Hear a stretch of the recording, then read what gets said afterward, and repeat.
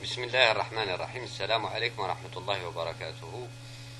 Salut et bonjour. Comme je vous ai promis, chers élèves, je vous présente à travers cette vidéo le résumé du chapitre 30 de l'œuvre Candide de l'optimisme.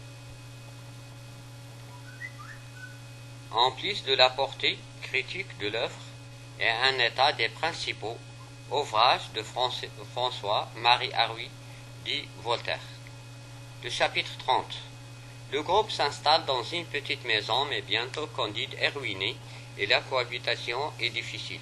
Pangloss, Martin et Candide s'entretiennent avec un vieux Turc qui leur explique que son bonheur vient des fruits du travail de ses terres. Candide prend enfin du recul par rapport à la philosophie optimiste de Pangloss et comprend qu'il faut goûter au bonheur simple en apprenant à cultiver son jardin. الفصل 30. تستقر المجموعة كلها في منزل صغير وبسرعة تنقلب الأمور أصلا على عقب بالنسبة لكانديد الذي يتضايق من السكن المشترك فهو صعب. يتحاور كل من كانديد وبانغلوس ومارتان مع عجوز من الأتراك فيشرح لهم أن سعادته تأتي من ثمار خدمته لأراضيه. من هنا يبدأ كانديد في التراجع مبدئيا عن الإيمان بفلسفة أستاذه بانغلوس المغل في التفاؤل ويقرر أن يتذوق طعم السعادة الحقيقية الكامنة في تعلم خدمة مزرعته. On va parler de la portée critique de l'œuvre. Le XVIIIe siècle a eu la passion des idées. Il y a un message, des thèses qui s'expriment. Dans Candide de l'optimisme de Voltaire, on retrouve l'esprit critique du siècle des Lumières. Critique de l'optimisme, métaphysique de Leibniz, débat des idées de bonheur, malheur, providence, critique avec une accumulation des faits qui lui apportent un démenti. Le mal vient des hommes, ils sont cruels, intolérants. Le mal est dans la nature même, séisme, maladie. Le mal est dans les institutions, surtout religieuses. Critique de la religion, satire des prêtres. Le libertinage de frères Giroflée. Le jésuite, l'abbé Bérigourdine. Voltaire dénonce la complicité entre le pouvoir politique et l'Église. Critique de toutes les formes d'injustice et d'arbitraire, de la violence de l'esclavage, de la violence à l'égard des femmes, du libertinage, de l'immoralité, critique de la classe aristocratique, critique des médecins. المتناول النقدي للمؤلف يعتبر القرن الثامن عشر عصر الإرهاصات التنويرية بحق، حيث ظهرت خلاله رسائل وطروحات تدعو إلى التحرر من كثير من القيود التي عرفها الفكر السائد في القرون التي سبقته.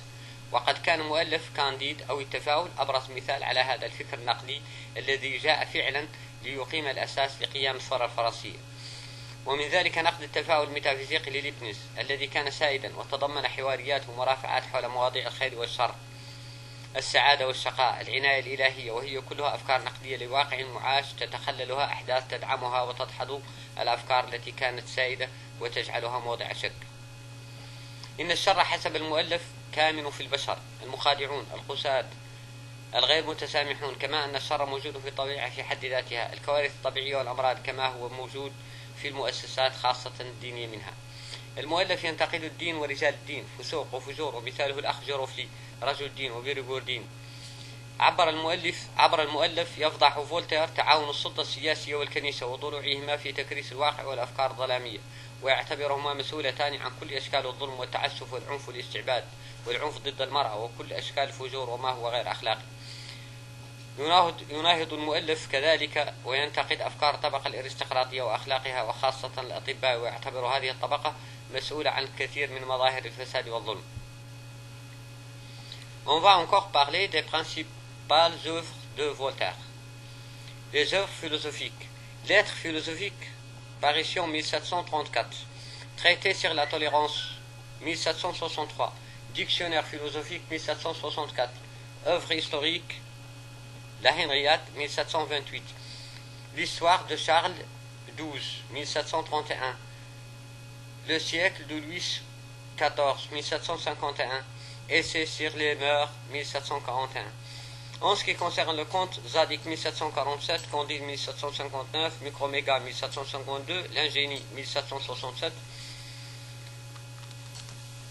Dans la catégorie tragédie, Oedipe, 1718, Zahir 1732, Mohammed 1742, La poésie, poème philosophique et poème satirique.